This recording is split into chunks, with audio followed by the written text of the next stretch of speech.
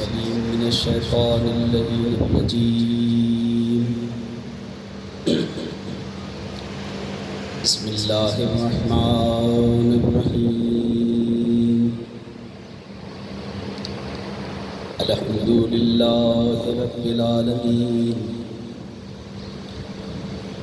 الصلاة والسلام على سيدنا ونبينا وطبيب قلوبنا وشفيع ذنوبنا أبي القاسم محمد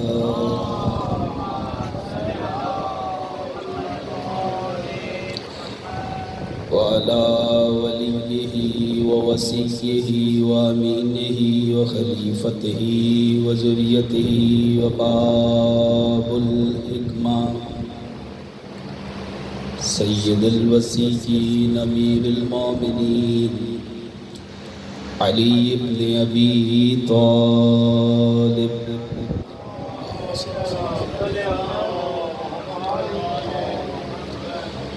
وعلى آله الطيبين الطاهرين المعصومين المنتجبين المنتخبين لا سيما لبقية الله في الأرضين وحجته على العالمين. أما بعد فقال إمام حسين عليه السلام ما خلق الله العباد إلا ليعرفوه فإذا عرفوه استغنوا بعبادته عن عبادة ما سواه. سبق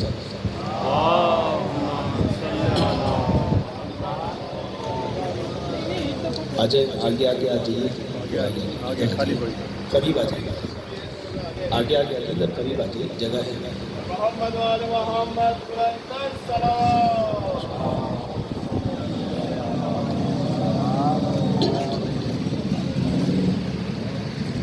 بہت شکریہ.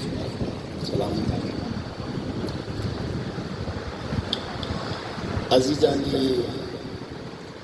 محترم اور نہایت ہی واجب الاحترام عزاداران سید الشہداء، ہم آج کی اس مختصر سی گفتگو میں یہ دیکھنے کی کوشش کریں گے کہ فضائل اہل بیت جو پیغمبر اسلام صلی اللہ علیہ وآلہ وسلم نے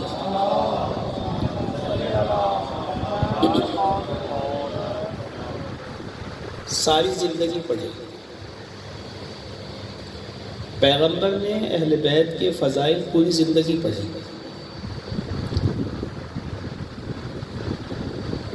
ہم پہلی قوم نہیں ہیں جس نے اہل بیت کے فضائل پڑھے. 1400 سال کا محیط ہے اور یہ سنت ہے خود اللہ کی. فضائل اہل بیت سنت خدا ہے. آیہ تطہیر، آیہ اکمال، آیہ ابلاغ، اہل سنت نے کم از کم اس پہ سب کا اتفاق ہے، شیعوں کا بھی اور اہل سنت کا بھی. انہوں نے کم از کم 300 سے زیادہ آیات وہ بتائی ہیں جو حضرت علی علیہ السلام کی شان میں نازل ہوئی ہیں.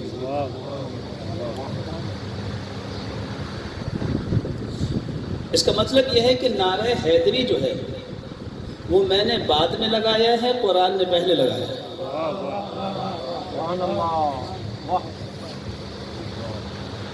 ہم نے تو ابھی لگانا شروع کیا.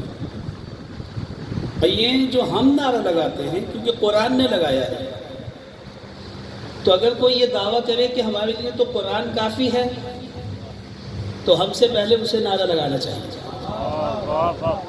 کیونکہ تو سنت قرآن ہے.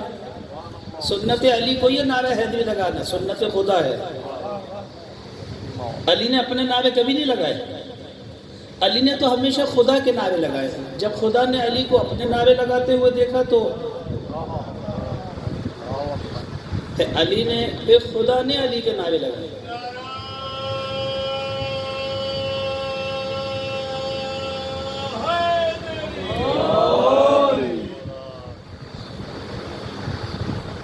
پیغمبر کی ساری زندگی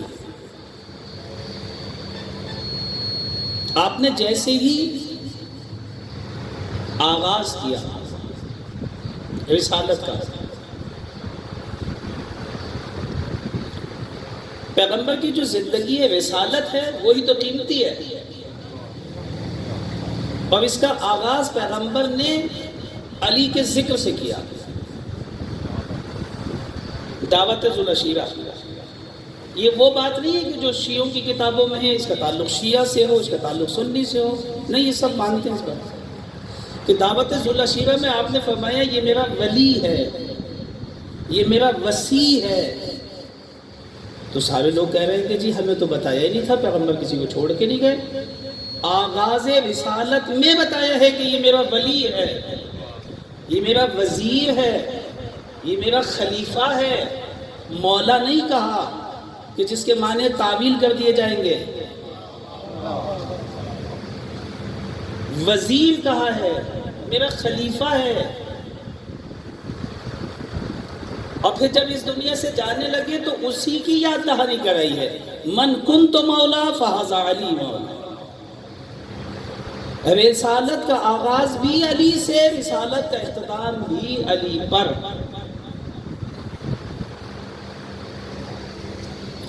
کیوں پیغمبر اتنے فضائل پڑھتے تھے؟ کیوں قرآن نے اتنے فضائل پڑھے؟ کیوں میں اتنے فضائل پڑھتا ہوں؟ اور میری والدہ اس سے پہلے کہ مجھے میرے بابا کا نام بتائے وہ میرے مولا کا نام مجھے پہلے بتا دیا. آپ کو خود بھی پتہ ہوگا، آپ نے کبھی گرتے ہوئے اپنے بابا کا نام لیا ہے کہ بابا یا علی مدد؟ ہمیشہ یا علی مدد کہا ہے، بابا مدد تو نہیں کہا، مما مدد بھی نہیں کہا. جو ہمیشہ آپ کو کھلاتی ہے، آپ اس کے ساتھ رہتے، اس لیے کہ اس نے آپ کو علی دیے ہیں، اپنے آپ کو نہیں دیا. یہ اس کی امانت داری ہے کہ اس نے اپنے آپ کو پیش نہیں کیا، علی کو آپ کے لیے پیش کیا. آپ اسے بلاتے ہیں، آپ انہیں اپنی تنہائی کا دوست سمجھتے ہیں، آپ انہیں اپنی مشکل کشا سمجھتے ہیں. کیوں میری اور آپ کی والدہ ہمیشہ سے اہل بیت کا تذکرہ کرتی رہی اور ہمیں یہ بتاتی رہی کہ اللہ ایک، پنجتن پانچ، امام 12، معصوم 14 اور کربلا کے شہید 72. کم از کم یہاں تک تو سب کو یاد ہی ہے. کیوں یہ کام کیا؟ آیا اس کے پیچھے کوئی حکمت تھی؟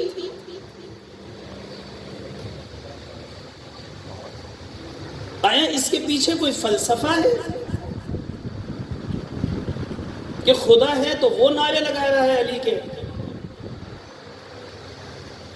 پیغمبر ہیں اس کے تو وہ علی کے نعرے لگا رہے ہیں، اس کی کتاب ہے تو وہ علی کے نعرے لگاتے ہیں، انبیاء ہیں تو وہ علی کے نعرے لگاتے ہیں.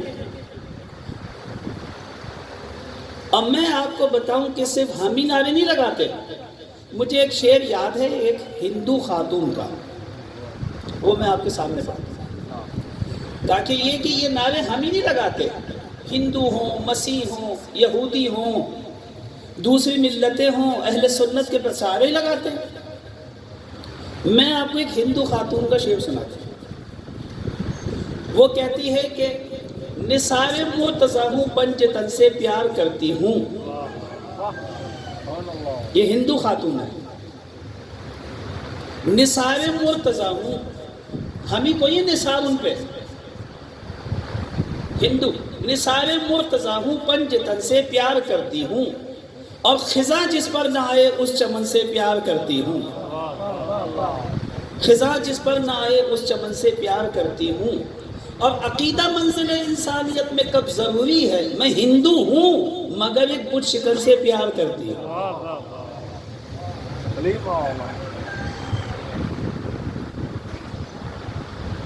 یہ باب خدا نے کیوں کھولا تھا؟ ہندو بھی تو پیار کرتے ہیں، میں بھی پیار کرتا ہوں. ہندو پہنچ گئے کہیں؟ اگر فضائل ہی پڑھنے تھے، یہ تو ہندو پڑھ رہے ہیں. یہ باب جو ہے، خوب توجہ کریں، یہ باب، یہ جو فضائل ہیں، اگر کوئی بھی چیز حکمت کے بغیر ہو، اگر کوئی بھی چیز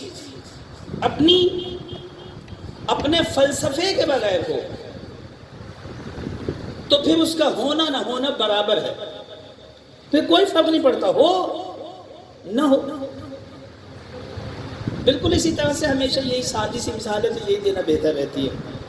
یہ مائک اگر یہاں پہ لائے ہیں تو تاکہ آواز آپ تک پہنچے.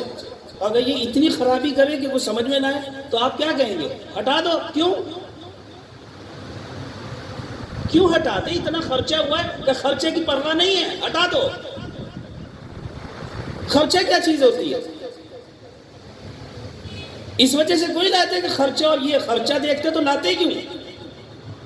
اصل جو مقصد تھا لانے کا، جو اتنا سرمایہ، اتنا پیسہ لگایا، میں نے ایک چیز کو بھی نہیں دیکھا، صرف اس وجہ سے لایا تھا تاکہ آواز صحیح پہنچے.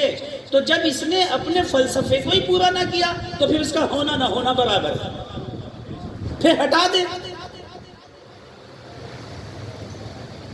تو یہ اچھا میرا کام نہیں ہے فضائل علی پڑھنا. اگر میں پڑھتا تو آپ کہتے کہ غیر معصوم ہے، ڈیسیجن غلط بھی تو ہو سکتے ہیں، کوئی کام غلط بھی تو کر سکتے ہیں، آپ معصوم تو نہیں ہے. یہ ہو سکتا ہے ایک رسم ہو، ہمارے پاس اتنی ساری رسومات ہیں، غلط بھی تو ہوتی ہیں رسومات.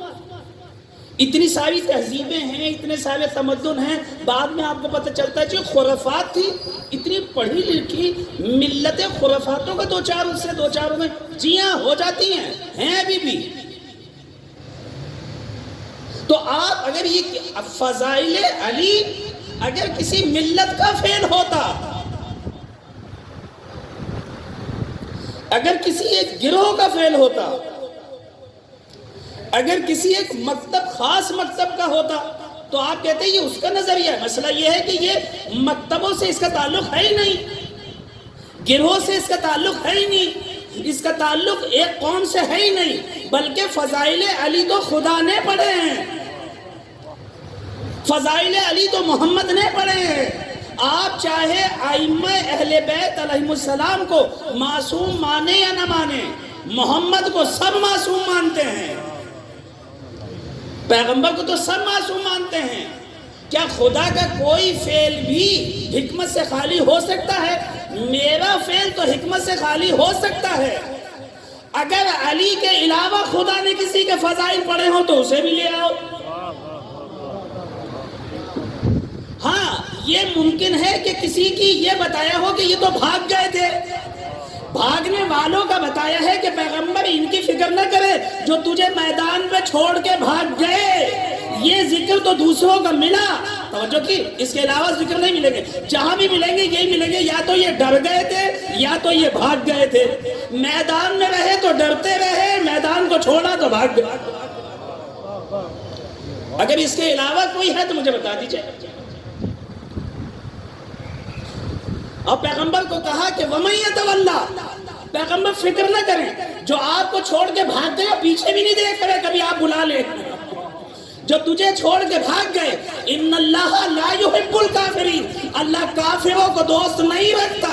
اس کا مطلب یہ ہے کہ محمد کو جو بھی میدان میں چھوڑ کے جائے وہ کافر تو ہو سکتا ہے، صحابی محمد نہیں ہو سکتا. ایک صلوات بھیج دیجئے محمد والے محمد.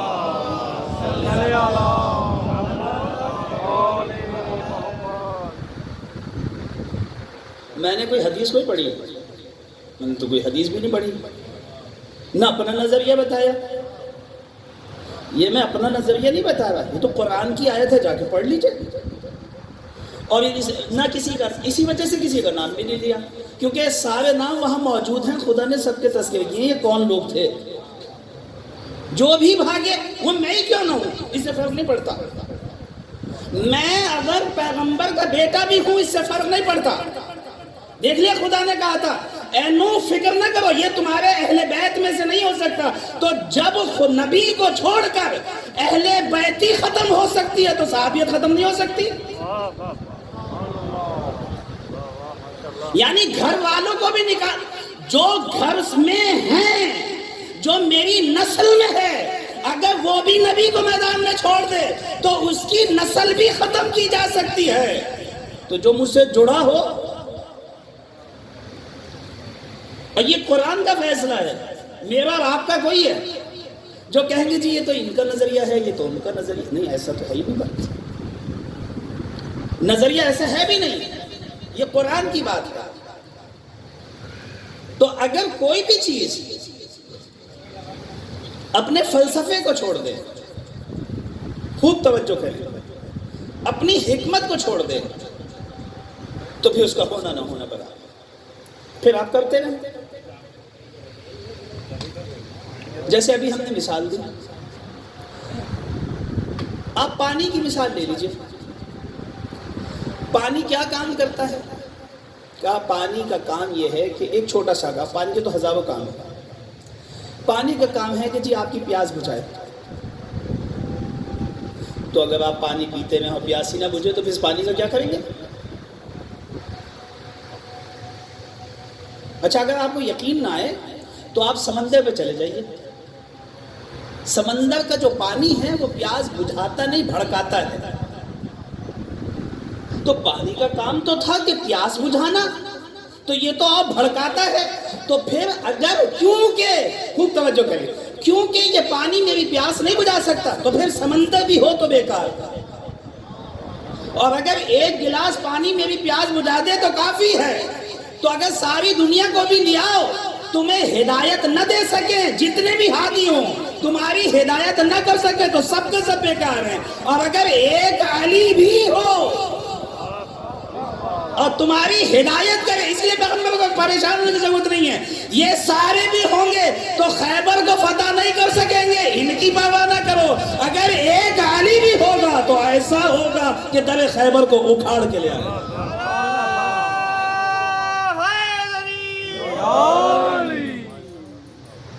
واللہ ہزاروں تو خود ہی آ رہے تھے، پیغمبر نے بلایا ہی نہیں. پیغمبر نے کہا این علی ابن ابی طالب. تو آپ کے پاس تو سمندر ہے ٹھاٹے مارتا ہوا لوگوں کا، کئی سمندر کا کیا کروں گا جو پیاس ہی نہ بجھا سکے. توجہ کیا آپ نے؟ یہ در خیبر کو کھاڑنا ہے نہیں. جو مجاہدین جنگ میں، توجہ کریں، یا دو ہی کام ہیں. یا تو مجاہد کا کام یہ ہے کہ میدان کو فتح کرے، یہ اپنی جان دے دے. نہ یہ جان دینے پہ تیار ہیں، نہ یہ میدان کو فتح کرنے پہ تیار ہیں، تو پھر ان کا کریں گے کیا؟ تو پھر ان کا ہونا نہ ہونا. اس لیے اللہ تعالیٰ نے کسی کے فضائل نہیں پڑھے، کیونکہ یہ ہر میدان میں پیغمبر کو چھوڑ کے بھاگتے ہیں، اور صرف اسی کے فضائل پڑھتا رہا کہ جس نے کسی بھی میدان میں پیغمبر کو نہیں چھوڑا. پیغمبر نے 83 جنگ لڑی، 83. اور پیغمبر نے جب 83 جنگیں لڑی، 83 میں سے 83 کی 83 جنگیں مسلمانوں نے جیتی. ان میں سے 82 جنگیں جو ہیں وہ علی کے ہاتھ پہ فتح ہوئی. یہ 83ویں کیوں نہیں ہوئی علی کے ہاتھ پہ؟ کہ اس لیے کہ اس جنگ میں علی تھے نہیں، ورنہ وہ بھی علی کے ہاتھ میں ہی ہوتی. یعنی جتنی بھی جنگوں میں گئے سب فتح. اور جو جنگ ہار گئے تھے اس کا پاسا بھی پھر علی نے ہی پلٹا تھا. یعنی شکست کو جو فتح کو شکست میں بدلے وہ اور ہیں، جو شکست کو فتح میں بدلے اسے علی ابن ابی طالب کہتے ہیں۔ ایک صلوات بھیج دیجئے محترم عالم۔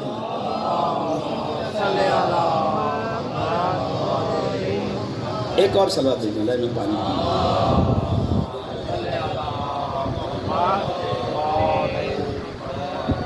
کہ ہر چیز کا فلسفہ ہے۔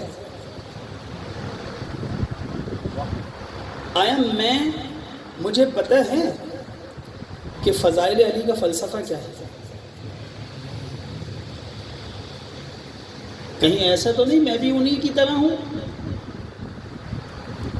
کہ فضیلت کرتا رہوں، فضائل پڑھتا رہوں، اور قرآن یہ کہے کہ ان کا پڑھنا نہ پڑھنا برابر، یہ پڑھیں تب بھی کوئی فائدہ نہیں، یہ نہ پڑھیں تب بھی کوئی فائدہ نہیں، ایسا نہ ہو۔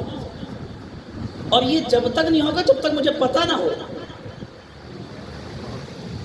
خوب توجہ کریں، تھوڑا سا آگے اور آ جائے تاکہ پھر میں بات کو شروع کروں۔ تھوڑا سا آگے آ جائے، آگے تھوڑا سا آگے۔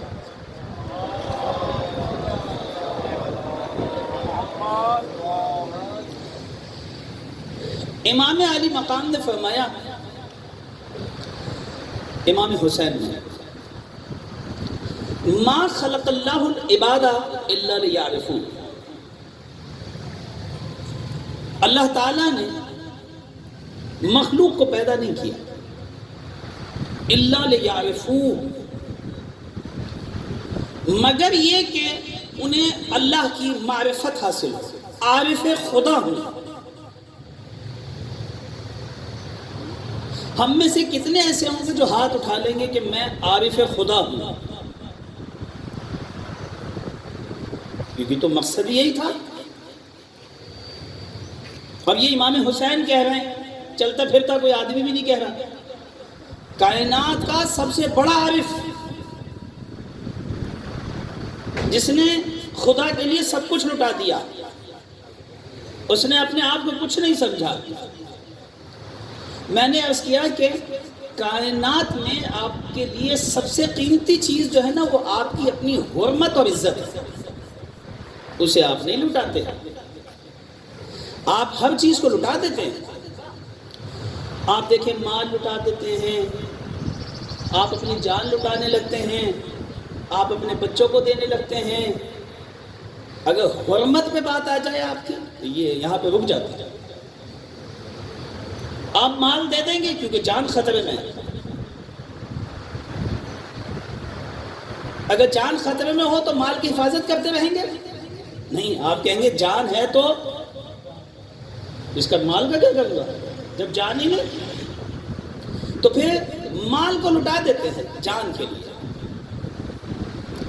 اچھا، اور اگر بچہ آپ کا خطرے میں پڑ جائے اور یہ فیصلہ کرنا ہو کہ آپ کو اپنے آپ کو بچانا یا بچے کو، تو آپ اپنی جان کی بازی لگا کر اپنے بچے کو بچا لیتے ہیں۔ آپ ہر ایک سے لڑ جاتے ہیں، پھر اس میں نہیں دیکھتے آپ کے سامنے والا کون، آپ لڑ جاتے ہیں، اپنی جان پہ کھیل جاتے ہیں۔ یہ نہیں دیکھتے کہ دشمن کتنا پاورفل ہے، اس سے کوئی فرق نہیں پڑتا، آپ اپنی جان پہ کھیل جاتے ہیں۔ لیکن اگر آپ کی عزت پہ بات آ جائے تو آپ اسی بچے کو اپنی عزت پہ قربان کر دیتے ہیں۔ جس بچے پہ جان دے رہے تھے آپ،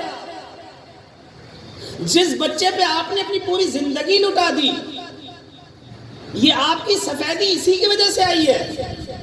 آپ نے پوری زندگی اس پہ لٹائی، اس کے لیے سب کچھ دینا چاہتے ہیں، اس کو پروان چڑھایا۔ اب جو آپ کے بالوں میں سفیدی آئی ہے وہ سیاہی کہاں چلی گئی؟ کہا وہ اس پہ لٹا دی ہے۔ یہ اب آنکھوں کی بینائی کہاں چلی گئی؟ کہا یہ اس پہ لٹا دی ہے۔ آپ نے پوری زندگی اس پہ لٹائی، اپنی جوانی لٹا دی، اپنے قیمتی اوقات لٹا دیے اس کے اوپر تاکہ یہ پروان چڑھے۔ لیکن اگر یہ آپ کی نیک نامی کا سبب نہ بنے، بدنامی کا سبب بنے، تو کیونکہ اب بدنامی یعنی آپ کی عزت و آبرو، پھر آپ اپنے بچے کو اس سے جدا کر دیتے اپنے آپ سے، کہتے نہیں یہ نہیں ہو سکتا۔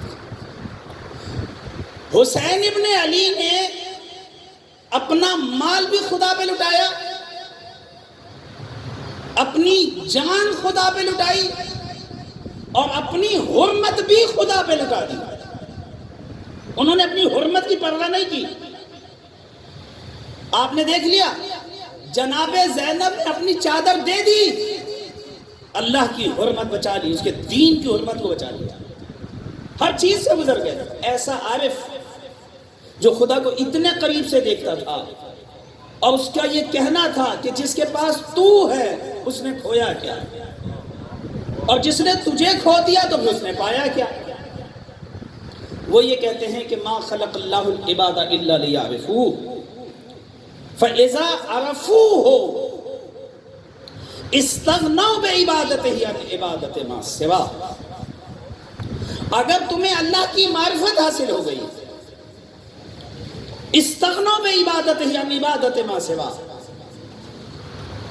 تو پھر یہ ہو ہی نہیں سکتا کہ تم اللہ کے عبادت گزار بندے نہ بن جاؤ۔ اس کا مطلب یہ ہے کہ جو عارف زمان ہوگا وہی عابد زمان ہوگا۔ اگر کسی کو بھی عبادت سے بھاگتا ہوا دیکھ لے تو سمجھ جائے کہ یہ نہ فقط یہ کہ یہ عابد نہیں ہے، یہ عارف بھی نہیں ہے۔ کیونکہ یہ امام حسین خود یہ کہہ رہے ہیں کہ عرفان کی علامت یہ ہے کہ وہ اپنے زمانے کا عابد ہوگا۔ فَإِذَا عَبَدُوهُ اسْتَغْنَوْا بِعِبَادَتِهِ عَنْ عِبَادَتِ مَا سِوَاهُ۔ اور جو ایک مرتبہ اللہ کی عبادت کی لذت چکھ لے تو پھر جس کا سر اللہ کے سامنے جھکے، پھر کائنات میں اس کا سر کسی کے سامنے نہیں جھکتا۔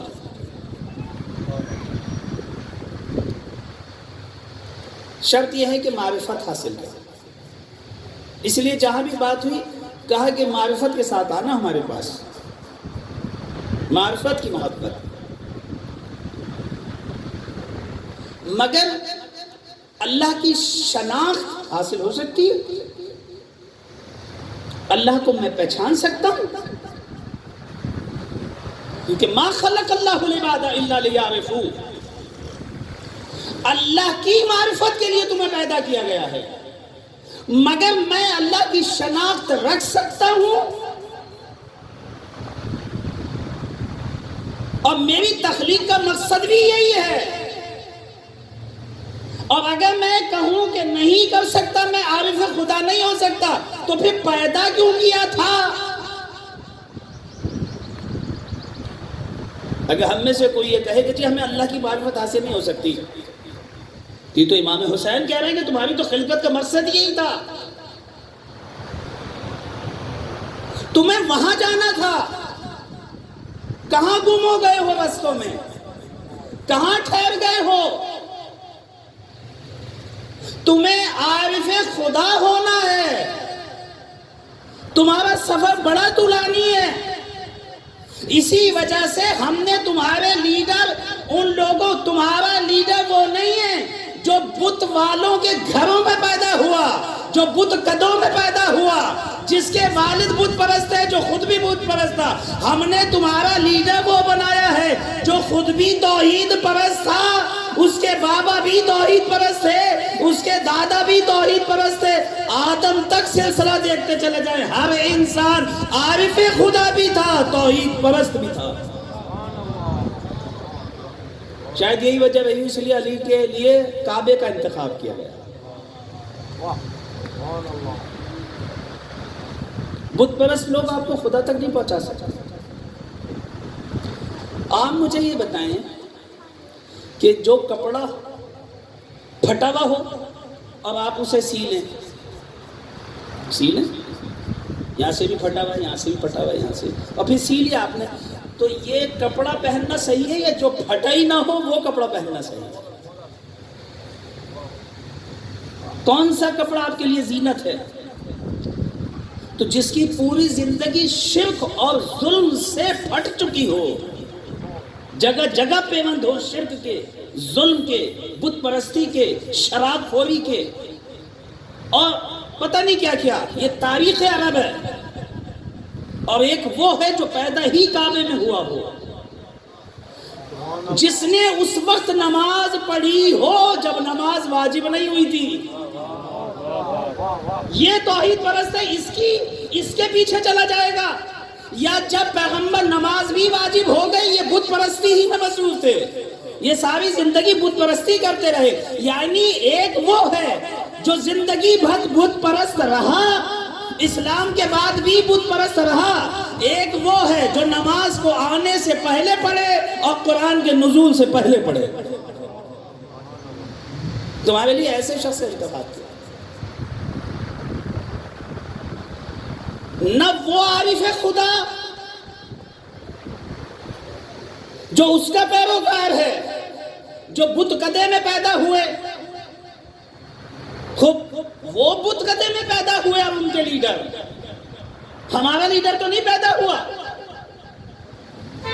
ہمارا لیڈر تو کعبے میں پیدا ہوا, پیغمبر کی گود میں پلا, پیغمبر کا لعاب دہن اس نے استعمال کیا, نبوت اور رسالت کی آغوش میں رہا, اسلام کا مکمل مجسمہ تھا. ہم سب عارف خدا ہو گئے, کیوں نہیں ہوئے؟ پھر کیا فائدہ ہوا اتنا میں نے سرمایہ لگایا؟ بالکل اسی طرح سے جو آپ بچے پہ کہتے بیٹا یہ جو تمہارے بڑے بھائی ہیں نا, میرے پاس اس وقت پیسے نہیں تھے, ہم کمزور لوگ تھے اس دور. اس نے اتنی محنت کی ہے, اتنا سرمایہ, بھوک برداشت کی, یہ برداشت کی, وہ برداشت کی, آج کس مقام پہ ہے یہ. اور تم جو ہو, اور آپ چھوٹے بیٹے سے کہیں ہم نے پوری زندگی سب کچھ تم پہ لگا دیا, جو کچھ بھی تھا تم پر نچھاور کر دیا. پڑھے نہیں, لکھے نہیں, تمہاری زندگی اس میں کیا فرق ہوا؟ ہم نے ان پہ سب کچھ لٹایا, یہ بھی وہی, یعنی تم پہ سب کچھ لٹایا, تم بھی وہی, اور اس پہ کچھ بھی نہیں لٹایا, یہ بھی وہی. تو اگر دونوں وہی ہیں تو پھر کیا فرق ہوا؟ پھر اس تم پہ لٹانے کا کیا فائدہ ہوا؟ تو اگر کل خدا نے ہم سے پوچھ لیا تمہیں جو ہم نے علی دیے تھے, تمہیں علی ملے تھے نا, ان کے یہاں تو علی ہے ہی نہیں, یا علی جیسا کسی بھی مذہب میں ہو تو لے آئیں. تو انہیں تو علی نہیں ملے تھے, ہمیں تو ملے تھے. انہیں امام حسن نہیں ملے, ہمیں تو ملے تھے. ان کے پاس حسین نہیں تھے, ہمارے پاس تو حسین ہے. حسین جیسا کوئی نہیں, حسن جیسا کوئی نہیں. اور یہ تو مردوں کی بات ہے, فاطمہ زہرا جیسی کوئی خاتون تو پیدا کرے. اگر میں اچھا جتنے بھی اہل سنت کے امام ہیں باقی سب کے سب شاگرد تقریباً ابو حنیفہ کے ہیں. ابو حنیفہ یہ فرماتے ہیں کہ اگر میں امام صادق کی خدمت میں 2 سال نہ ہوتا تو میں ہلاک ہو جاتا. امام صادق کے 2 سال رہنے نے مجھے نجات عطا کی ہے. یہ امام ہیں, ان کے افتخار کیا ہے مکتبوں نے, ان کے ائمہ نے صرف ہمارے ائمہ کے ساتھ رہنے پر افتخار کیا.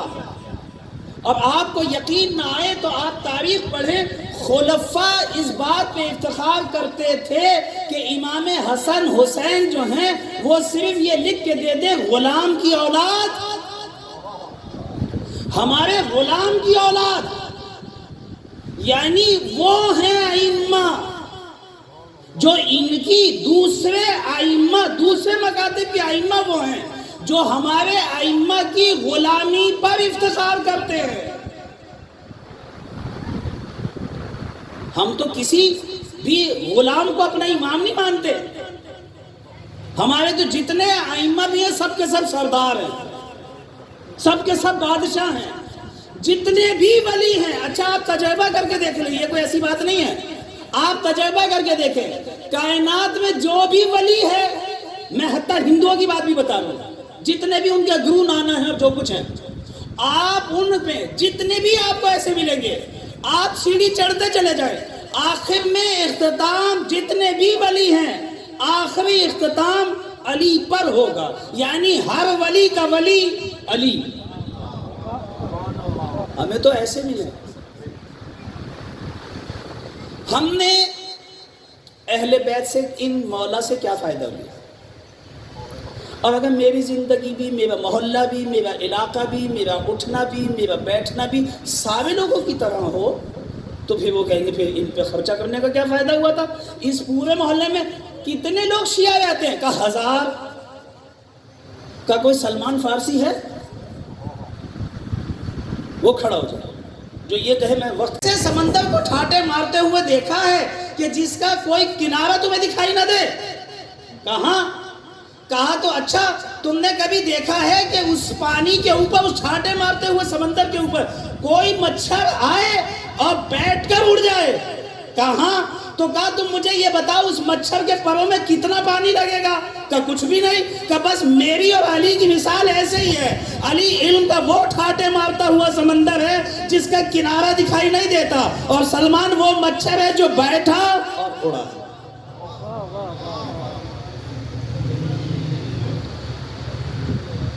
تو ایسی شخصیت ہمیں ملی. ہم نے ان سے کیا لیا؟ ہم نے کربلا سے کیا لیا؟ عزیزان محترم، اگر میری زندگی، میں آپ کو نہیں کہہ رہا، آپ سب بزرگ ہیں، اگر میری زندگی علی سے ملتی جلتی نہ ہوئی، ہندوؤں کی طرح، تو پھر کیا فائدہ ہوا اتنا خرچہ کرنے کی؟ اگر فضائلی پڑھوانے تو وہ تو پڑھا رہے ہیں. فرشتے اتنے ہیں، میں آپ کو بتاؤں کہ فرشتے اتنے ہیں، اگر ایک لحظے کے لیے پردہ ہٹا دیا جائے، آپ مجھے نہیں دیکھ سکتے اور میں آپ کو نہیں دیکھ سکتا، اتنے فرشتے ہیں یہاں.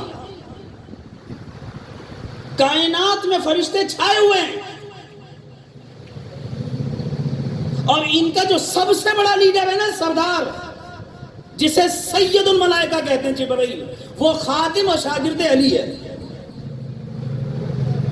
ہمیں اللہ نے شاگرد نہیں دیے، استاد الملائکہ دیا ہے. تو ان کی زندگی کیسی ہونی چاہیے؟ یعنی اگر فرشتے استفادہ کرنے پہ آ جائیں تو سید الملائکہ بن جائیں. تو ہمیں کہاں پہ ہونا چاہیے تھا؟ ہمارے پاس ہیں علی، میری فکر میں علی ہونے چاہیے، میرے محلے سب سے جدا ہونے چاہیے. یعنی لوگ پہچان لیں، میرے لباس سے نہ پہچانے، میرے کردار سے پہچانے. اس لیے کہ علی کو لباس سے نہیں پہچانا گیا تھا، کردار سے پہچانا گیا تھا.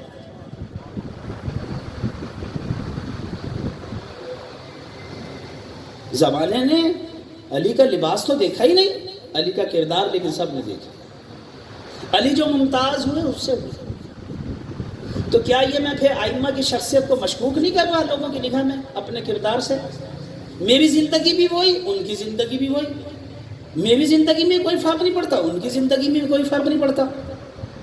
میرا کردار بھی وہی ہے، ان کا، میری آنکھ بھی نہیں کھلتی، ان کی آنکھ بھی نہیں کھلتی. یہ کیسا ہے؟ بلکہ آہیں بلند ہو گھروں سے. آدھی رات میں یہ کیوں اس گھروں کی لائٹیں جلی ہوئی ہیں؟ یہ کیا بکا ہو رہی ہے؟ یہ کون لوگ رہتے ہیں؟ کہا یہ علی والے ہیں. ابو دردہ کیا کہہ رہے تھے؟ آدھی رات تھی، ہر جگہ سناٹا تھا، صرف یا اس مسجد سے گریہ کی آواز آ رہی تھی جس مسجد میں علی تھے، یا علی کے گھر سے جناب فاطمہ کی آواز آ رہی تھی. بس گریہ ازاری. ہمارے گھر ایسے ہی ہے.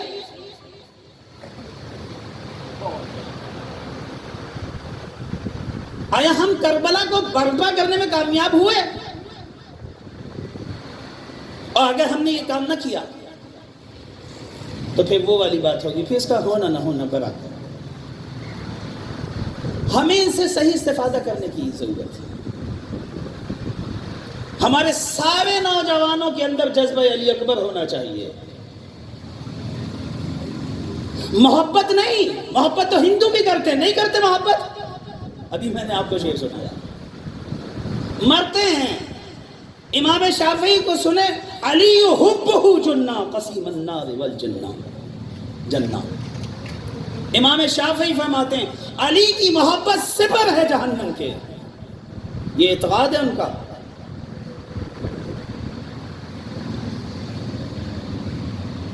محبت تو سب نے کی ہم سے، لیکن ہمیں وہ معاشرہ پیش کرنا ہے زمانے کے لیے. وہ کس سے سیکھیں گے؟ آج علی تو نہیں ہے. اگر میرے بھائی اہل سنت سیکھنا چاہیں تو کس سے سیکھیں گے؟ اگر ہندو کوئی علی کو لینا چاہے تو وہ کس سے لے گا؟ اگر یہودی علی کو سمجھنا چاہے تو وہ کس سے سمجھے گا کہ کس قسم کا کردار تھا؟ وہ ہم سے ہی تو سمجھے گا جو دعوے دار ہوں گے، جو بات کرنے والے ہوں گے. شیعتنا معنا فی الجنہ وشیعتنا خلق من فاضل دینتنا. ہمارے شیعہ ہماری پاکیزہ مٹی سے پیدا ہوئے، سبحان اللہ، اور ہم ان کو یہاں نہیں چھوڑیں گے. خلقو من فاضل دینتنا، ہماری مٹی سے پیدا ہوئے فاضل. اور پھر کہا وَمَعْنَا فِي الْجَنَّةِ، اور اس دنیا میں نہیں چھوڑیں گے، یہ جنت میں بھی ہمارے ساتھ ہوں گے. کیوں؟ اس لیے کہ دنیا میں ہمارے ساتھ ہیں تو جنت میں بھی ہمارے ساتھ ہیں.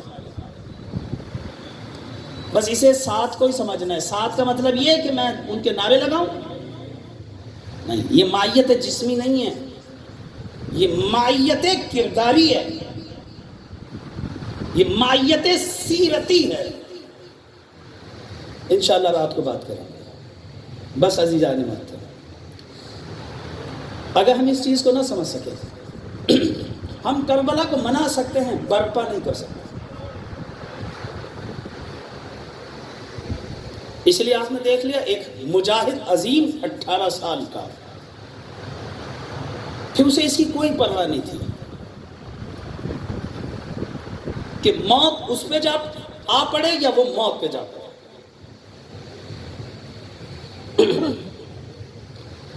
ایسے کوئی تھے. عربوں میں جنگ جو تھی بڑی ٹیکنک سے لڑی جاتی تھی، ابھی بھی ایسے ہوتی. اس دور میں بھی اپنے اصول تھے. خوب توجہ کریں، تیر مارتے تھے مسلسل تاکہ جو سامنے والا آدمی ہے وہ تیروں سے زخمی ہو جائے. اور جیسے ہی تیر بیٹھتے تھے اور ختم ہوتے تھے، سنبھلنے نہیں دیتے تھے آپ کو. ابھی آپ تیروں سے زخمی ہیں، اتنے میں فوری طور کے اوپر تلوار بردار داخل ہو جاتے تھے گھوڑے سوار. اب آپ فوری طور پہ سارے ان کا مقابلہ کریں. ابھی تو تیر نہیں نکالے آپ نے کہ آپ کے سامنے تلوار بردار آ گئے، سارے تلواروں سے آپ کے جسم پہ وار کر رہے ہیں. اور جیسے ہی تلوار والے پیچھے ہٹتے، فوری طور پہ نیزے والے آگے بڑھتے. علی اکبر میدان میں اکیلے تھے، پیچھے نہیں ہٹے. یہ کون سی جرأت ہے؟ تیر لگتے رہے، تلواریں لگتی رہی. قتلوہ بالسیوف اربن اربن، پیچھے نہیں ہٹے. جسم کے تلواروں سے ٹکڑے ٹکڑے کر دیے گئے تھے، لیکن کھڑے رہے.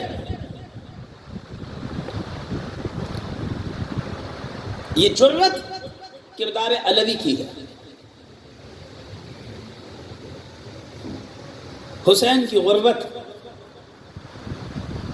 آئے ہیں بابا کے پاس. عاشورہ سے ہم قریب ہو گئے، آج ہی کی شب تھی، ساری رات عبادتوں میں گزاری. امام نے عاشورہ کی صبح مؤذن کو بدل دیا، اور مؤذن کوئی اور نہیں تھا، وہ شخص تھا جو سیرت میں اور صورت میں پیغمبر کی شبیہ تھے، جناب علی اکبر اجوکل اللہ. خدا آپ کو کسی غم میں نہ رلائے سوائے مظلوم کربلا کے. خدا نہ کرے کوئی بوڑھا باپ اپنے جوان بیٹے کی لاش پہ اس طرح پہنچے. کہ اس کا جوان بیٹا ایڑیے رگڑ رہا اور باپ اس کے سینے سے برچھی نہ نکال سکتا. خدا نہ کرے کسی کا بیٹا اس سے موت کی اجازت لینے آئے. واہ غربتا واہ غربتا. مولا اتنے غریب ہو گئے تھے، جس کے مولا عاشق تھے جس بیٹے کے، جس کو مولا دیکھ کے سکون محسوس کرتے، وہ بیٹا سامنے آ کے کھڑا ہو گیا. ابن رسول اللہ، اے بابا مجھے مرنے کی اجازت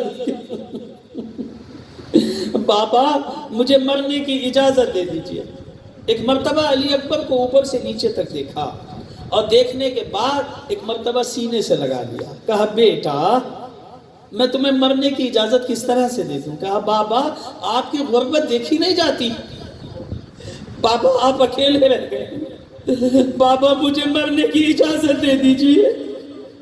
ایک مرتبہ کہا کہ اچھا بیٹا اگر جانا ہی چاہتے ہو تو خیمے میں اپنی پھوپھی سے اجازت دے. جزاکم اللہ خیرن جزا. خدا آپ کو کسی غم میں نہ رلائے سوائے مظلوم کربلا کے. بس عزیزان محترم میں نے مختصر کیا. آئے ہیں، آنے کے بعد تاریخ لکھتی ہے ایک مرتبہ جناب زینب کے قدموں میں بیٹھ گئے. کہا پھوپھی اماں مجھے مرنے کی اجازت دے دیجئے، مجھ سے بابا کی غربت دیکھی نہیں جاتی. عزیزان محترم جناب زینب نے چاند سے چہرے کی طرف نگاہ کی اور اس کے بعد علی اکبر کو اجازت دے دی. اجازت تو مل گئی مگر بیویوں میں کوہرام بپا ہو گیا. اللہ اکبر. جزاکم اللہ خیرن جزا. واہ اکبر واہ غربتا. بیویوں میں ماتم بپا ہو گیا.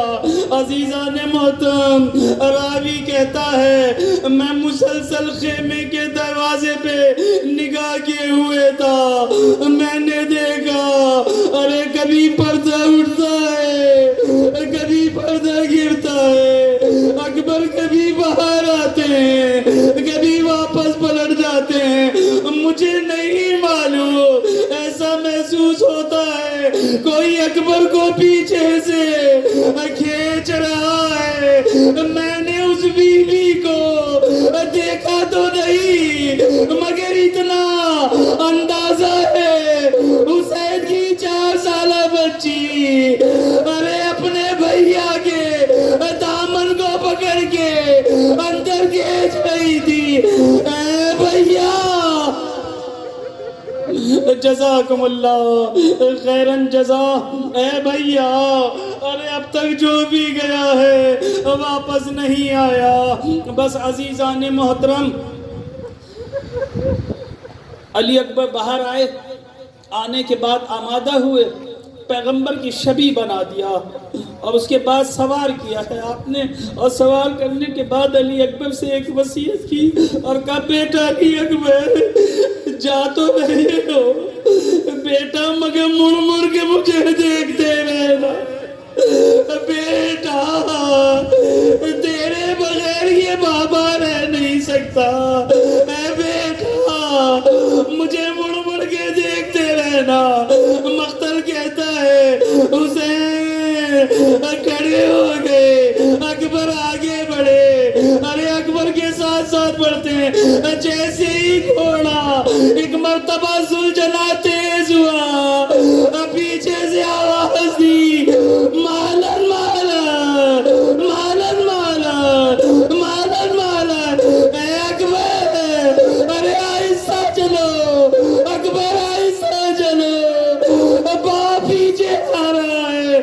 عزیزان محترم جیسے ہی سلجھنا ارے تیز ہوا، ایک مرتبہ حسین بھی تیز ہوئے مگر بوڑھا باپ تھا زمین میں گرے. اب جو پلٹ کے دیکھا حسین زمین میں گرے ہوئے.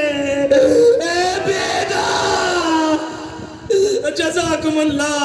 اے بیٹا علی اکبر، مولا آئے ہیں، علی اکبر آئے، بابا کو گلے سے لگا لیا۔ اے بابا آپ نے تو مجھے رخصت کر دیا تھا، بس یہ جملہ ایک مرتبہ سنا، کہا بیٹا علی اکبر اے کاش تمہارے جیسا بیٹا ہوتا اور وہ تم سے رخصت لیتا تو تمہیں معلوم ہوتا ایک جوان بیٹے کو بوڑھا باپ ارے کس طرح اجازت دیتا ہے۔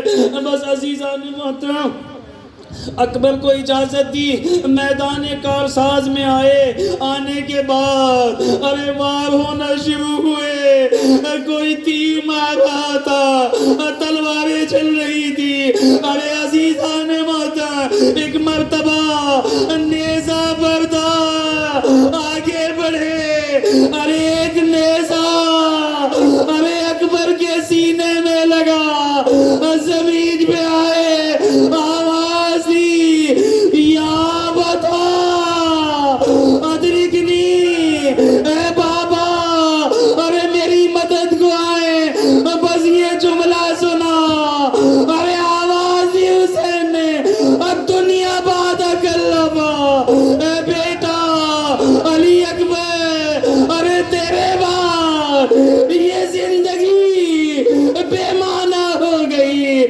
دوڑے راوی کہتا ہے، مقتل کہتا ہے میں دیکھ رہا تھا اسے، دوڑے ضرور ہیں مگر کبھی دائیں گرے تھے کبھی بائیں گرے تھے، ارے دکھائی نہیں دیتا، بینائی چلی گئی، کمر جھکی ہوئی تھی، عباس کی شہادت نے کمر حسین کو توڑ دیا تھا، اکبر کی شہادت بینائی لے گئی، آواز دیتے اے بیٹا آواز دو، بابا کو دکھائی نہیں دے رہا، ایک مرتبہ آواز دی بابا میں یہاں، بس عزیزان محترم مقتل لکھتا ہے وَجَلَسَ عَلَىٰ تُرَابِهِ، اسے اکبر کی لاش میں پہنچ گئے، ارے کیا دیکھا جوان بیٹا ارے ایڑیے رگڑ رہا تھا، وَجَلَسَ عَلَىٰ تُرَابِهِ، اپنے آپ کو اکبر کی لاش پہ حسین نے گرا دیا، زمین پہ بیٹھ گئے، اپنے زانوں پہ اکبر کا سر رکھ لیا، آواز دیتے ہیں اے بیٹا ارے ہمت سے کام لو، ارے حسین پرچی کا پل ارے نکالنا چاہتا ہے، بس جیسے ہی پرچی کا پل حسین نے نکالا، روح قفص انصری سے پرواز کر گئی، انا للہ و انا الیہ راجعون، مجھے نہیں معلوم لیلا نے یہ کس طرح برداشت کیا۔ مقتل یہ کہتا ہے 1 سال کے بعد بھی اکبر کے گھر سے لیلا کے گھر سے لیلا کے رونے کی آوازیں آتی رہی، اے میرے جوان اے میرے بار الہ ہماری اس قلیل سی عبادت کو قبول فرما۔ بار الہ جو لوگ یہاں تشریف فرما ہیں ان کی آمد کو، ان کی نشست کو، ان کی سماعتوں کو اپنی بارگاہ میں قبول فرما۔